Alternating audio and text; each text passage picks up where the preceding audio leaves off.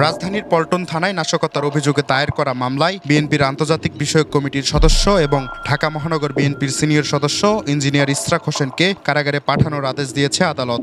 রোববার ঢাকা মহানগর দায়রা জজ আদালতের বিচারক মোহাম্মদ শামস জগলুল হোসেন এই আদেশ দেন। নাশকতার এই মামলায় উচ্চ আদালত থেকে জামিনে ছিলেন ইশরাক। এদিন আদালতে হাজির হয়ে আইনজীবীর মাধ্যমে জামিন বাড়ানোর জন্য আবেদন করেন তিনি। শুনানি শেষে আদালত তার জামিন বাড়ানোর আবেদন বাতিল করে কারাগারে পাঠানোর আদেশ দেন। চলতি বছরের 29 ফেব্রুয়ারি নাশকতার 12 মামলায় ইশরাক হোসেন উচ্চ আদালত থেকে 6 সপ্তাহের আগাম জামিন পান। আজ জামিন শেষে মহানগর দায়রা জজ আদালতে আত্মসমর্পণ করে জামিনের সময় বাড়ানোর জন্য আবার আবেদন করেন ইশরাক। আদালত তা নাকচ করে। এর আগে গেল বছরের 28 অক্টোবর বিএনপির ঢাকা মহাসমাবেশে সহিংসতায় ইশরাক হোসেনের বিরুদ্ধে রাজধানীর বিভিন্ন থানায় নাশকতার অভিযোগে 12টি মামলা দায়ের করা হয়। এর মধ্যে রাজধানীর পল্টন থানায় 7টি, রমনা মডেল থানায় 3টি ও মতিঝিল থানায় রয়েছে 2টি মামলা।